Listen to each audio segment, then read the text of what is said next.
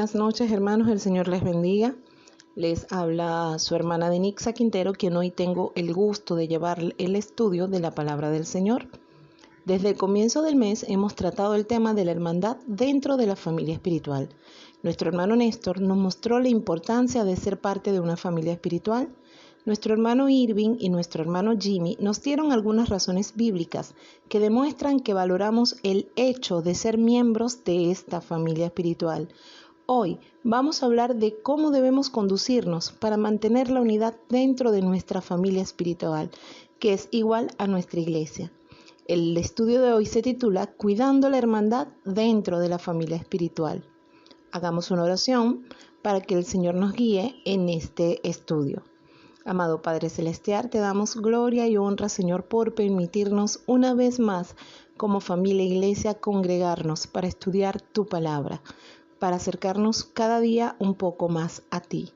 En este momento, Señor, te pido que seas tú en los hogares de cada una de las personas que nos están escuchando. Sé tú, Señor, llenándolos y proveyéndolos de tu gran amor y de todas aquellas necesidades en que ellos se encuentren.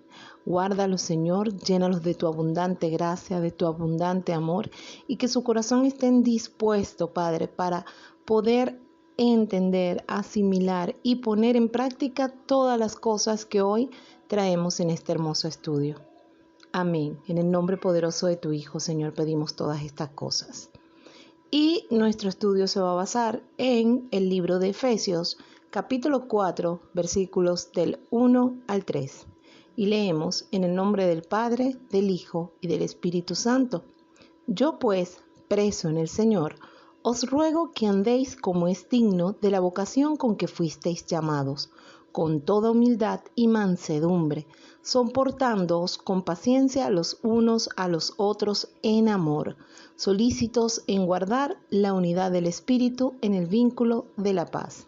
Leí en la versión Reina Valera. Ahora bien, vamos a empezar a descubrir los hermosos tesoros que hay en estos 3 versículos y que nos llevan a enseñarnos cómo guardar esa unidad en el Espíritu dentro de nuestra familia iglesia.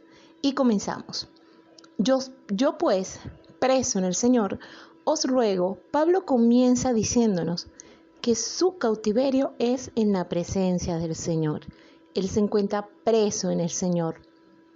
Es posible que Pablo en el momento en que escribe la carta esté preso realmente, pero para él es un deleite estar preso en el Señor y nos hace mención de eso y nos ruega que andéis como es digno de la vocación con que fuisteis llamado. Es interesante que Pablo nos diga que debemos andar como es digno. Definamos lo que es la palabra digno. Digno significa correspondiente, proporcionado al mérito y o condición de alguien o algo. Es decir, digno es estar a la misma altura de algo o alguien. Pablo nos dice que estemos dignos de la convocatoria de a quien fuimos llamados. Dignos de ese llamamiento. Permítame recordarles a qué fuimos llamados. La estatura de nuestro llamado es la siguiente. Hemos sido llamados a ser hijos adoptivos de Dios.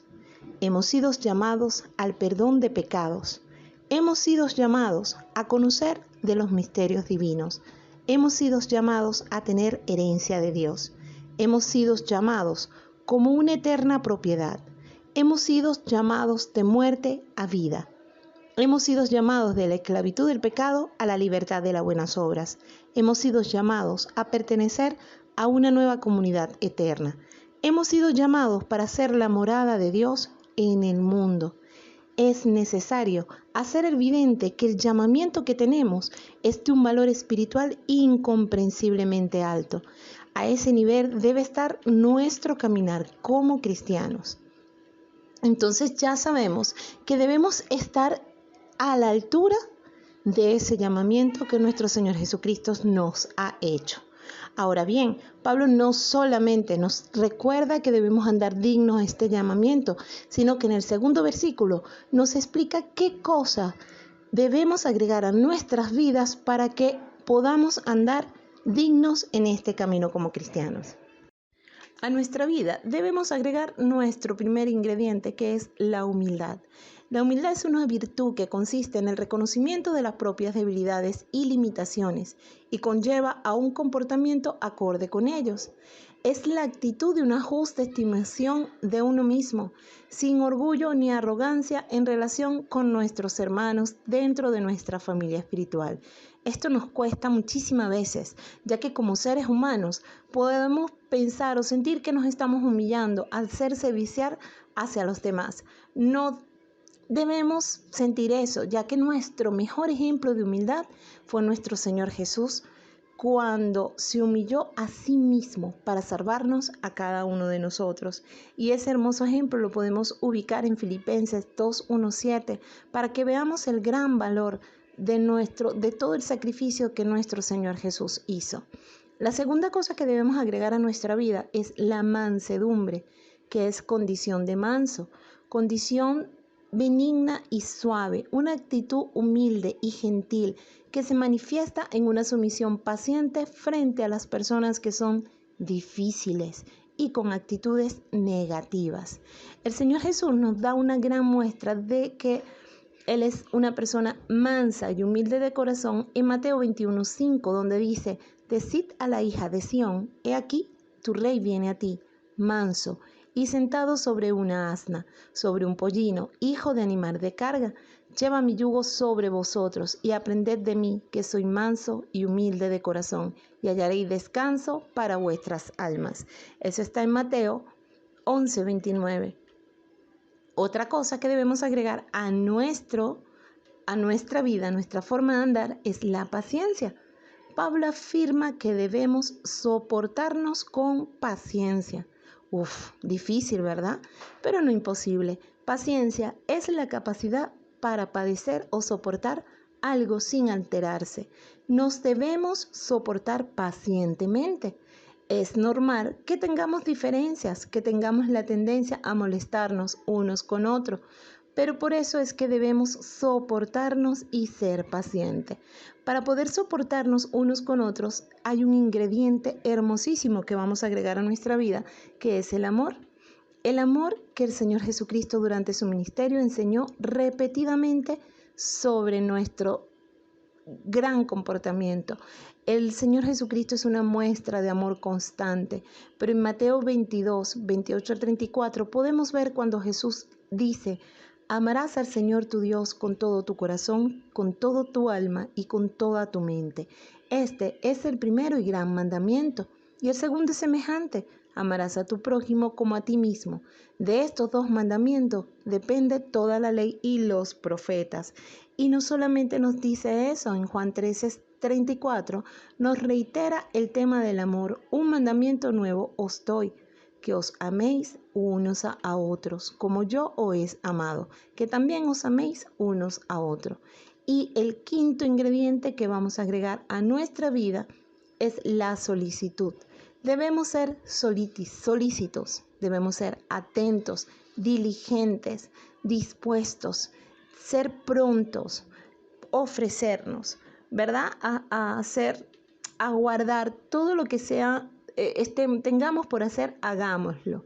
Estos son los 5 ingredientes que vamos a agregar a nuestra vida para poder andar como es digno. Y el propósito de andar digno al llamamiento de ser cristiano no es más que el de guardar la unidad del Espíritu. Este andar conforme a la estatura del llamado sin duda tendrá como resultado la unidad en la iglesia y en nuestra familia espiritual.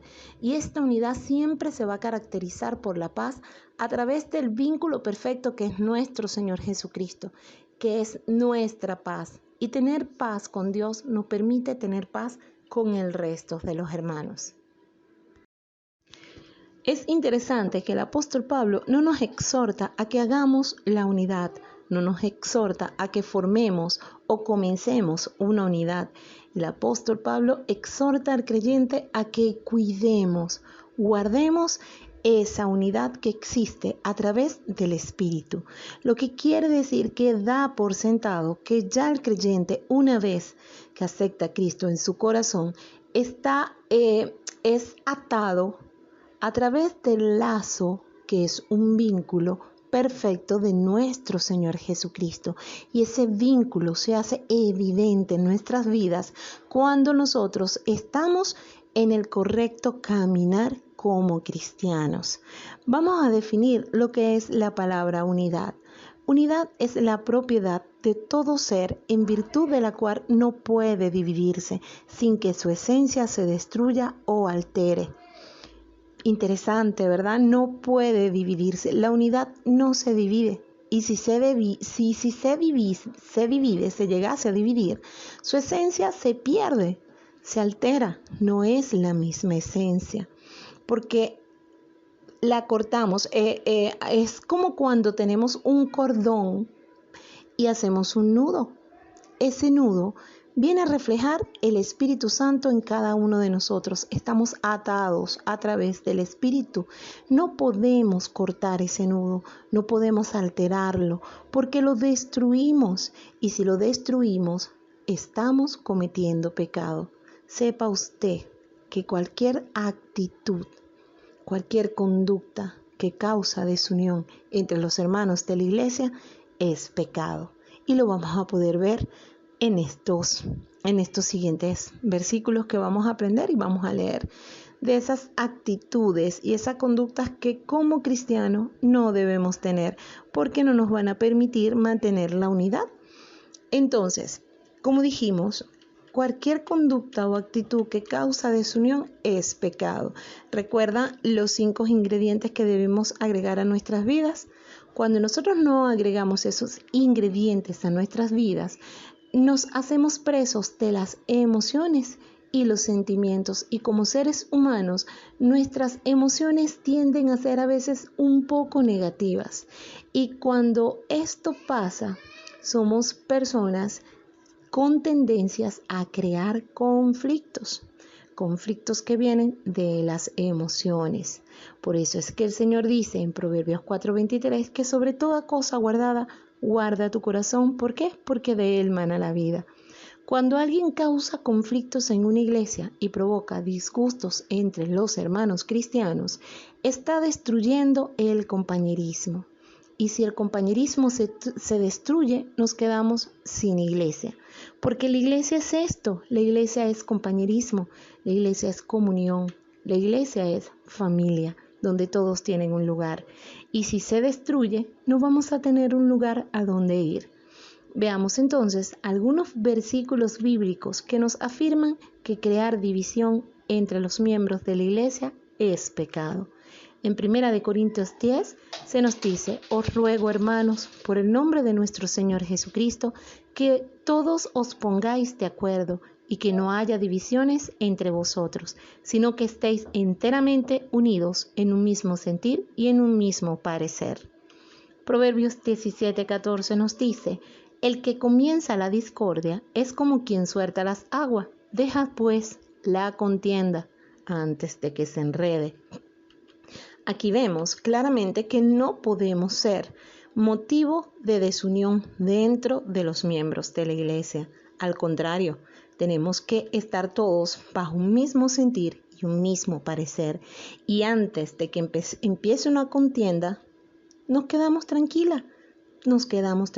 Recuerden que las palabras suaves pueden calmar cualquier ira. Una de las conductas que también causa división dentro de las iglesias son las peleas. Las peleas tienden a hacernos daños y eso lo podemos ver en Gálatas 5:15. Les advierto que si se pelean y si se hacen daño, terminarán por destruirse unos a otros. Aquí la palabra nos está exhortando a que no peleemos, que no seamos como los niños cuando están pequeños, que nos mordemos y peleamos y nos comemos. Y si no están sus padres presentes, pueden hacerse mucho daño. Entonces, el Señor nos está diciendo, nos está advirtiendo que si nos peleamos nos hacemos daño. Más bien estemos motivados por el amor y guiados por el Espíritu, que es ese vínculo de unidad entre nosotros los hermanos, para que no veamos las faltas en las demás personas.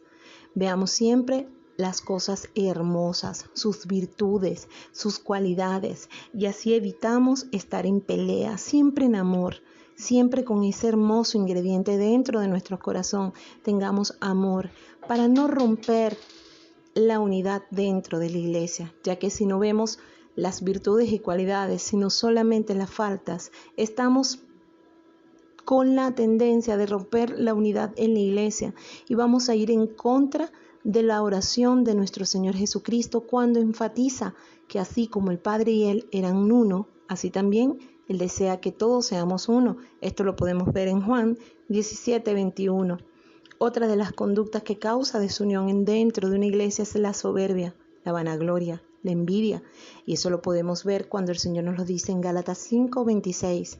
No busquemos la vanagloria, irritándonos unos a otros, envidiándonos unos a otros. Es difícil. Otra versión dice, no dejemos que la vanidad nos lleve a irritarnos y envidiarnos unos a otros. Suele suceder en algunas iglesias y le doy gloria al Señor porque sé que dentro de nuestra iglesia no pasa, pero si llegase a pasar, tengámoslos en cuenta. No podemos ser vanagloriosos. Recordemos y estemos conscientes que todo éxito que hay en nuestra vida o en la vida de nuestro hermano no viene de nosotros, viene del Señor. Esa conducta de que, ay, aquel hermano canta mejor que yo, o aquella hermana danza mejor que yo, o aquel hermano enseña mejor que yo, no es digno de nosotros como cristianos. Nosotros debemos recordar y hacernos conscientes que todo lo que hacemos y todo lo que inicia en nuestro corazón viene de parte de Dios. Todo lo que nosotros tenemos por hacer, porque Él es el que pone el querer como el hacer en nosotros. Cuando somos conscientes de eso, nos damos cuenta de que no estamos solos y que la iniciativa principal, la fuerza, la motivación para luchar y el triunfo constituye la responsabilidad de aquel que prometió estar con nosotros todos los días hasta el final de la vida y después de esta vida por toda la eternidad. Lo que quiere decir que todos nuestros triunfos no son nuestros, son de Dios. Entonces vamos a evitar vanagloriarnos por eso. Otra conducta que causa división dentro de las iglesias es juzgar y ser piedra de tropiezo.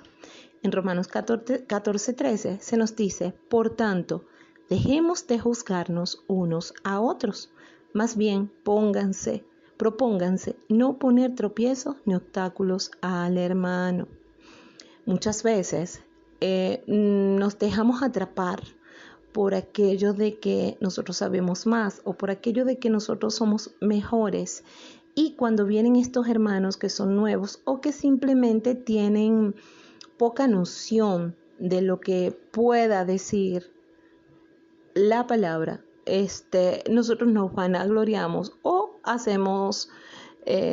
podemos poner al hermano en ridículo o podemos dejarlo o podemos hacer una afrenta al hermano que se haga sentir mal y podríamos ser motivo o causa de que nuestro hermano deje de asistir a la iglesia o se aparte completamente del Señor. Entonces, vamos a evitar ese tipo de actitudes.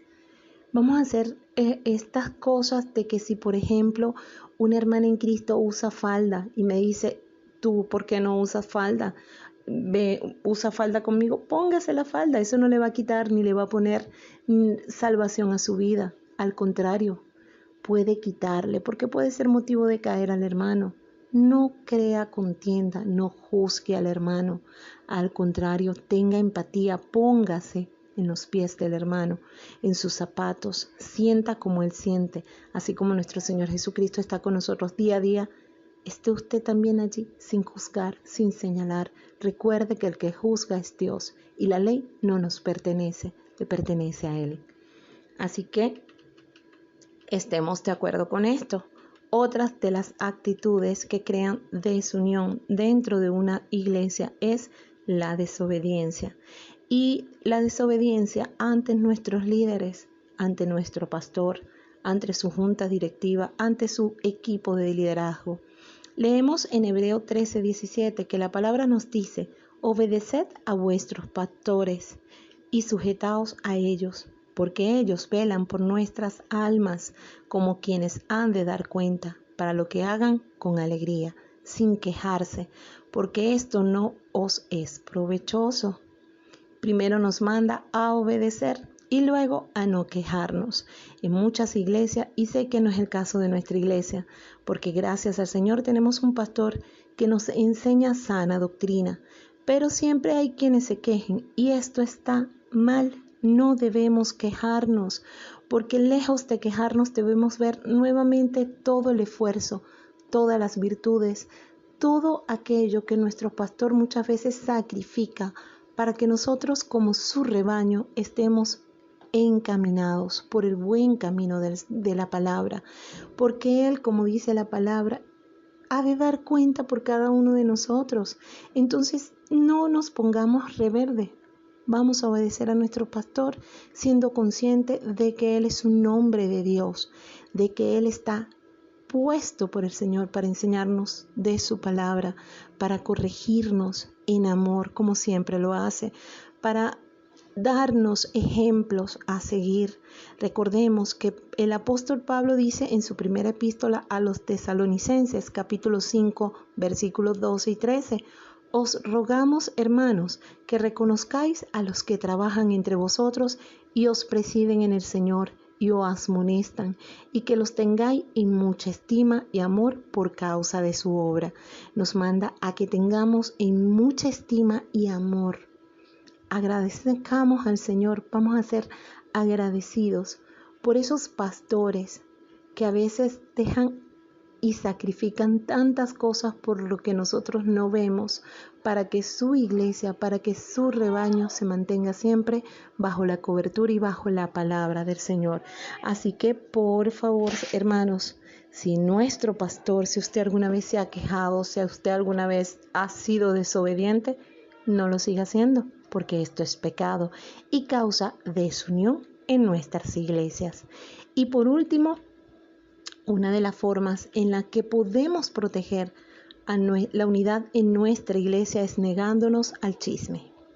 En Efesios 4:29 dice: ninguna palabra corrompida salga de vuestra boca, sino la que sea buena para la necesaria edificación, a fin de dar gracia a los oyentes.